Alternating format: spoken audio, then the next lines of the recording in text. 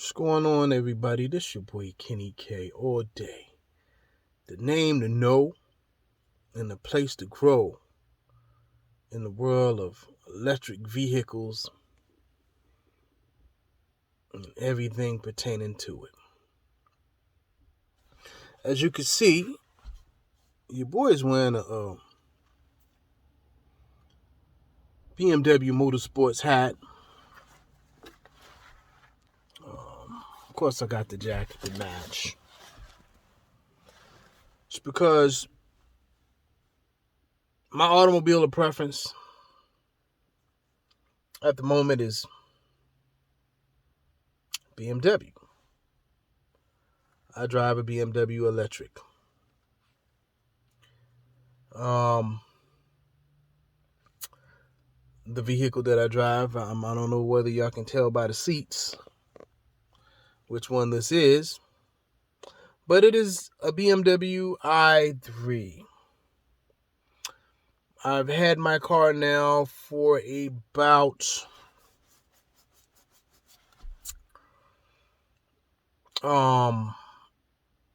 probably about 2 years and a half.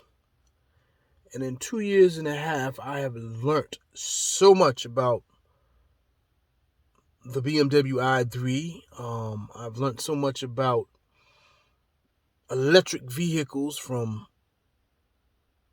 the batteries to the electric motor, wiring, coolant, just how this whole thing works, because I personally took this car as a personal project to learn with.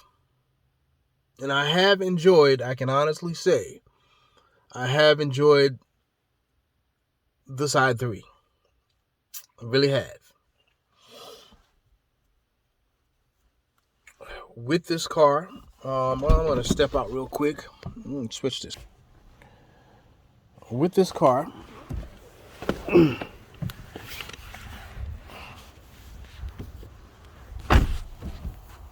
this is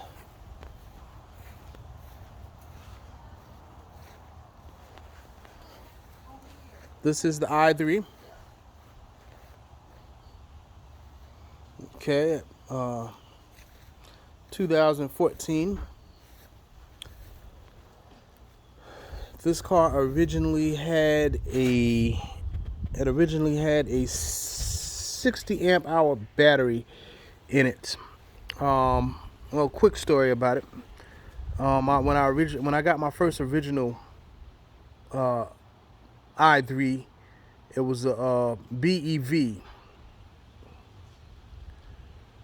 full electric, 60 amp hours. Problem was that I drove an hour to work. I drove an hour to work every day. Well, about 45 miles to an hour.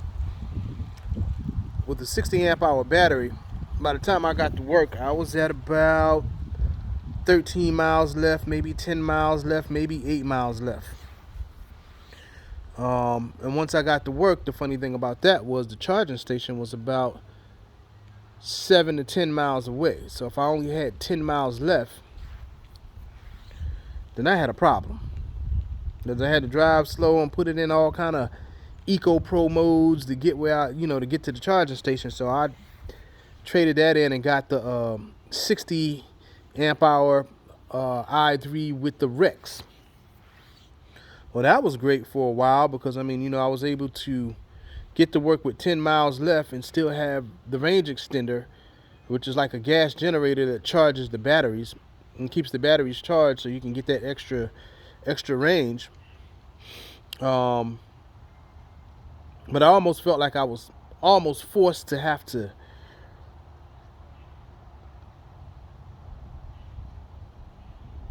charge at work every day. There was no option around it. If a storm came and knocked the power out, I would have been stuck. Okay? Or I could have used the range extender if I wanted to, I guess. So what I did, I took it upon myself to do a battery upgrade. I actually, personally myself, upgraded the battery from a 60 amp hour battery to a 94 amp hour battery. 60 amp hour battery would give me a range of about 62 miles. 62 miles range on a nice day, you know, temperature 75 degrees. Well, 70 degrees, and maybe a little bit below. I could get about 62 miles. During the winter, 62 miles could drop down to 58, 55. It just all depends on how cold it was, which means that by the time I got to work, I even had less on the 60 amp hour battery. So what I did is I did an upgrade to a 94 amp hour. And here's where the learning lesson begun. Because when I did my battery swap, I did not know about modules, battery modules, that monitor your battery cells and communicates with the computer that tells the motor how to use the batteries. I didn't know about that stuff, and I didn't know that it had to specifically be coded to the VIN number on that car. Every battery in the i3, for those of you who are thinking about this, before you do it, understand that that battery has modules in it that are based to operate and are coded specifically to the VIN number of the vehicle you drive. So if you get a whole battery tray off of another car, that battery tray was coded to whatever car it came out of, based on that car's VIN number.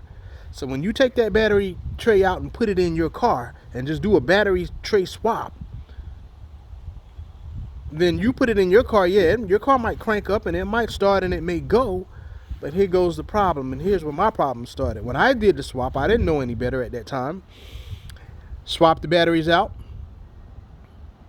and didn't change the modules or take the modules off of my batteries that came out of my car and put it on the batteries in the new tray. So when I switched the batteries out, the modules that were on those batteries were coded to the car that it came out of, and I stuck it in my car. The car cranked up, it drove, did whatever it needed to do, but the problem was the battery was not coded to my car. It was looking for the VIN number of the old car, and my car was like, wait a minute, this battery tray don't belong in this car. And that's when I started getting the hiccups and all the misfiring and the mishaps. And I mean, boy, did it cost.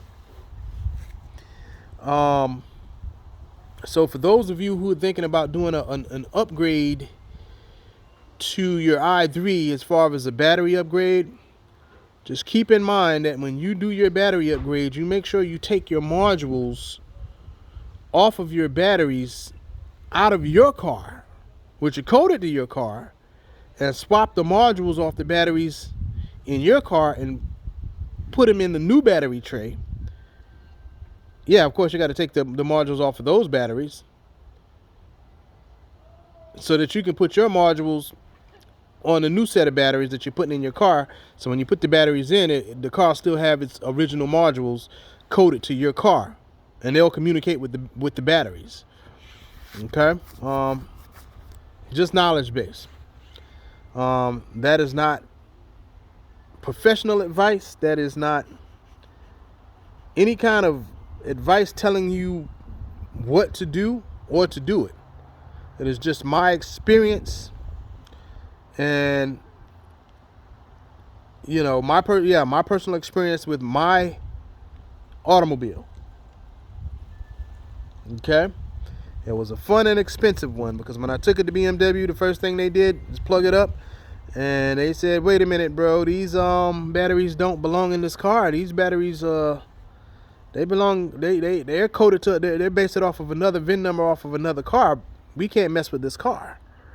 And that's the other thing. When you start messing with the battery and doing a battery upgrade, you understand that once BMW finds out that you're modifying your battery or doing any kind of modifications to your battery, they're going to try to wipe their hands clean of your car. They're not going to want to have anything to do with it. and then you're left at the mercy of your own knowledge, and you're forced to have to learn this stuff, because ultimately in the end you'll wind up having to do all the work, which is what happened to me. And in the process of having to do that, I learned so much about it.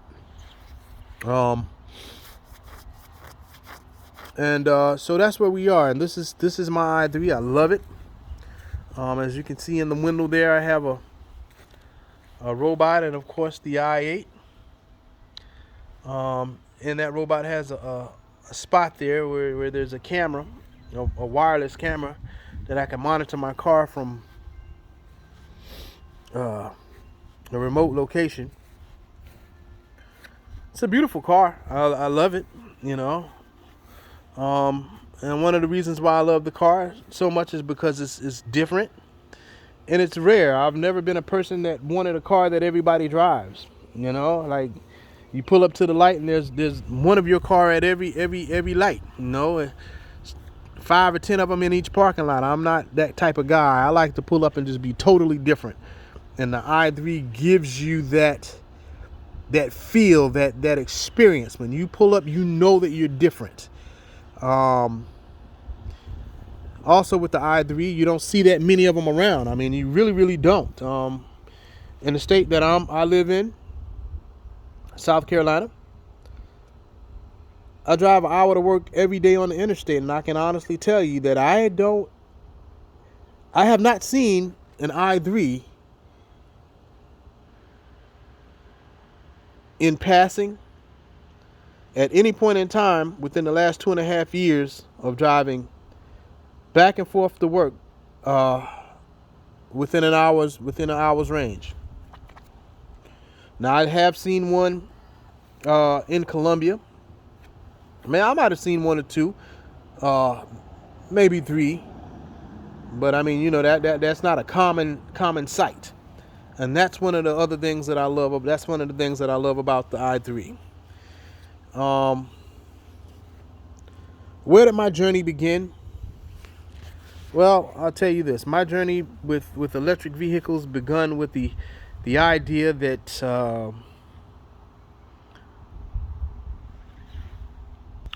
it begun with the idea that about 3 or 4, maybe 5 years ago, that I wanted to become self-sufficient, self-reliant. You know, I believe that at the end of the day, no matter what happens, I feel that I'm responsible. And I took it upon myself to start engaging the whole platform of renewable energy and learning about renewable energy. And I took it upon myself to, hey, listen, do my own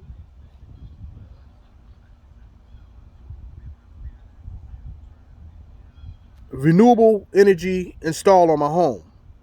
And it originally started with installing a total of 6 solar panels on my house, and installing a inverter and charge controller and all that good stuff to provide electricity to my home. It's about 5 years ago. Started out with a very small system. As you can see, as you can see up there, that's where it started. It started with a total of about 6 100-watt solar panels. A lot of people thought that I was crazy. They was like, man, what are you doing? 6 solar panels? How in the world can you power your house with 6 solar panels? That makes no sense. That's not even anywhere near enough. But what they did not know is that I didn't have the mindset. 6 solar panels wasn't what I was using to actually power my house. What I did, and I'll take you guys for a quick walk and a quick little view of my setup. Don't mind the mess. But what people didn't know is that I had a battery backup. And so I was using my solar panels not to power my house, but to charge my batteries and then power my house off of my battery bank. So yeah, no, they had it all wrong with I guess perception is reality. What you see is what you believe, right? But and ignorance is bliss. What you don't know, you just don't know. Um, the neighbor down the street, he had a solar system installed, and he had a solar system installed, and in the process of learning for me, if I saw somebody with a solar panel system on their home, I would stop and ask questions like, and there was somebody in my neighborhood, and I was like, hey, listen, man, I seen him at the road one day, and I was like, hey, man, can I ask you a question? And he says, yeah, man. He says, I know you, and he says, you live down the street down there. He says, yeah, you don't need to ask me no questions, man, because I spent $25,000 for mine. I see you only got 6 solar panels, so yeah, nah, we got total different systems. I can't help you, bro. Because that's, he spent $25,000. So, the funny story with it is, and one of the things that I told my wife was that at the end of the day, when SHTF,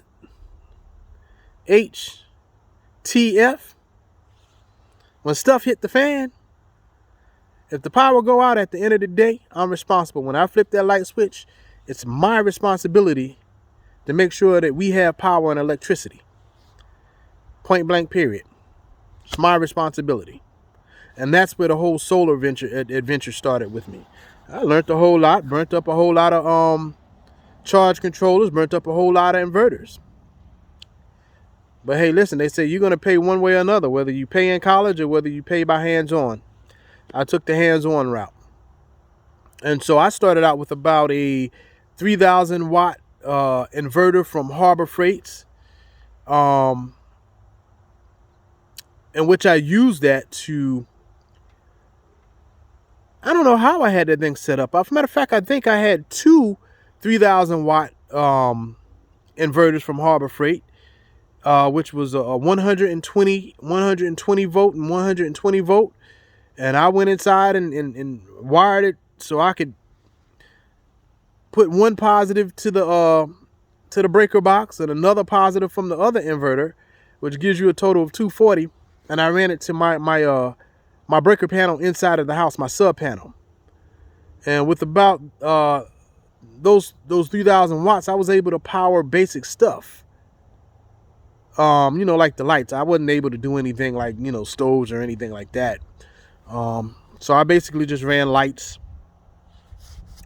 And it got to a point where, I was like, you know what, forget about it. We'll just use this as an emergency system if the power goes out. And I'll never forget, a guy down the street, he's bragging, $25,000 system. But the way he originally had his system set up with the solar company is that, and this is one of the things that they don't tell you when they come out, just jewels and knowledge.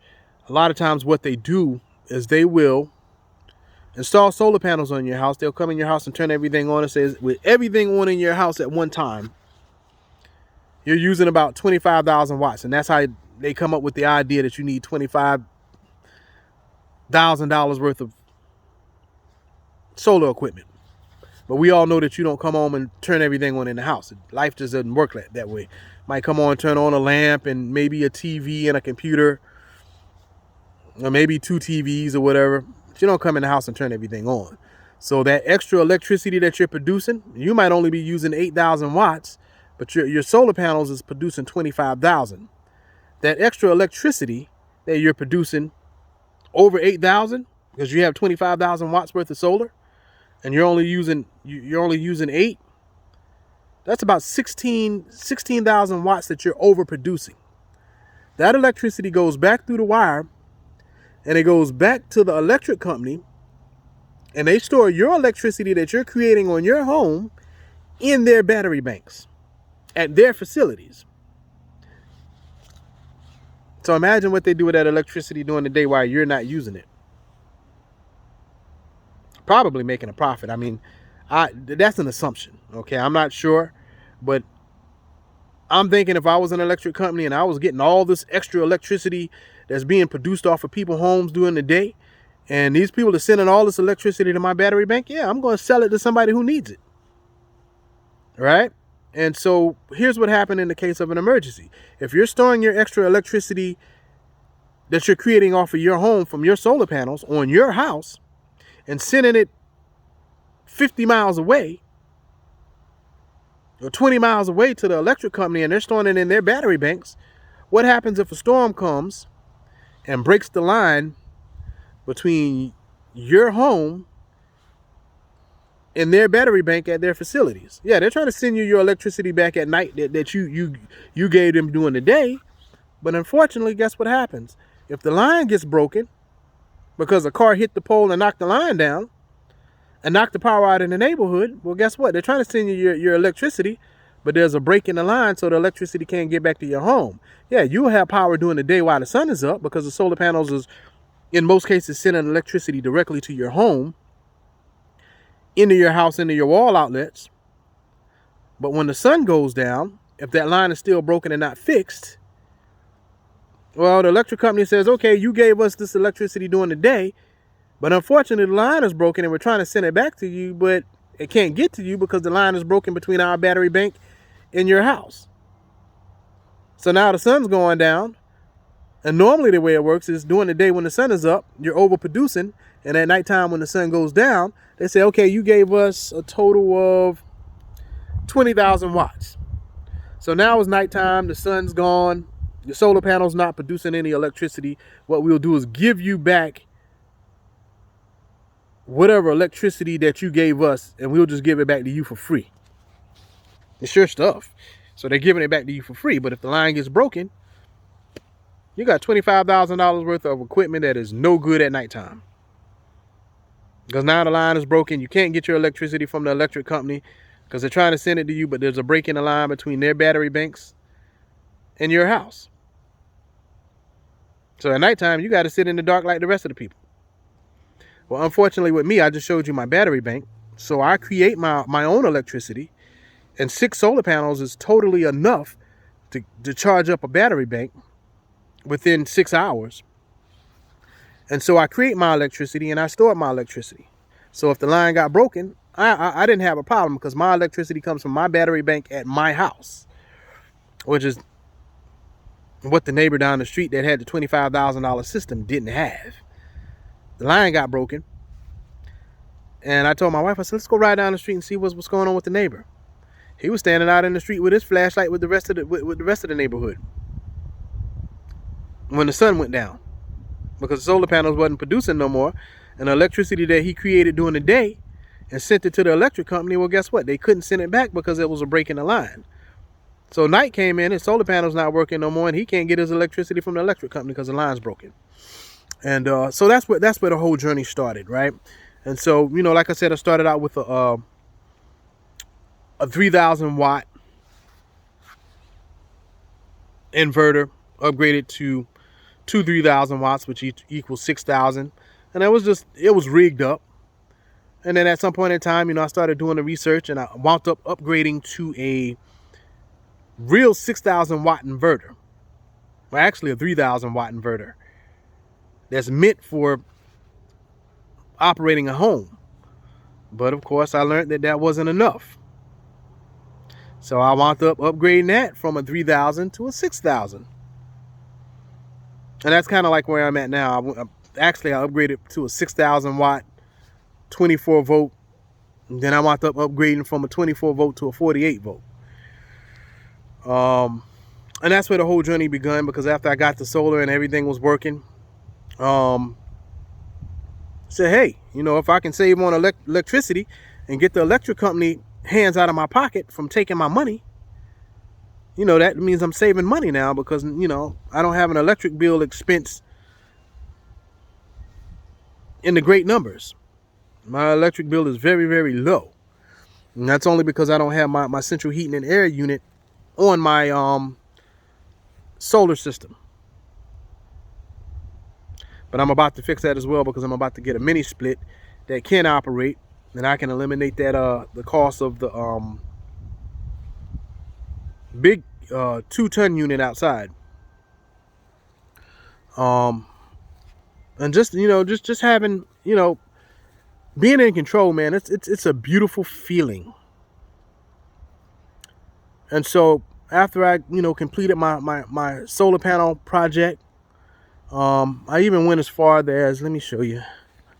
I even went as far as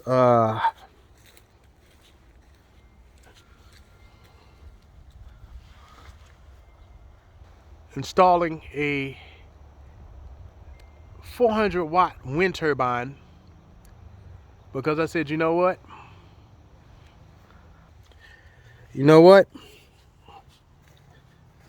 It'll be nice to have wind power as well. And of course, funny story about that as well. Got a cool neighbor, very, very cool. And we kind of sat around and chuckled about it, In South Carolina, funny thing about it is we don't really get wind like that. And the neighbor said to me, he's like, man, what are you doing? He said, that makes no sense. Because why are you installing a wind turbine here in South Carolina? We don't get wind like that. But what he didn't know is that I wasn't installing it for the daily use. I was installing it for it to operate when needed the most. And that is during storm time. When there's, hurricanes or tornadoes or windstorms or whatever, it's bad weather. Normally when it's bad weather, the wind is blowing. And he was laughing. Oh, that thing's not going to work. I don't know you. That's a waste of your time. You're wasting money. And I sat and I watched that thing for about a whole year. I kid you not. I might have seen it crank, maybe turn about maybe an inch within a whole year. But then the next year, a storm came. Windstorm. Very, very bad windstorm. And man, that thing started churning and turning. You could hear that thing from the inside of the house, man. So I was like, man, let me go out here and get blown away, because I want to see what this thing is doing. So I went out in the wind and looked up, man, and it was turning, man. That thing was turning. Looked like it was about to fly off the pole. And the next day, I saw my neighbor outside. He said, man, I saw that thing spinning. I said, yeah, me too. I said, that's what I got it for. I got it to work during times like this. When the sun isn't out, normally the wind is blowing. Or if there's a storm, normally the skies are clouded, but the wind is blowing. And that's when I needed it the most, when the sun's not out. So, I see what you're doing. I see what you're doing. And so, long story short, that's where my whole journey begun. It begun with gaining control. And after I completed my solar project, at that point in time, I says, well, now I got the electric company out of my pocket. I might as well go ahead and get the gas people out of my pocket as well. And so that's how I wound up with the BMW i3. And it's been a beautiful journey. Talk to you all the next time.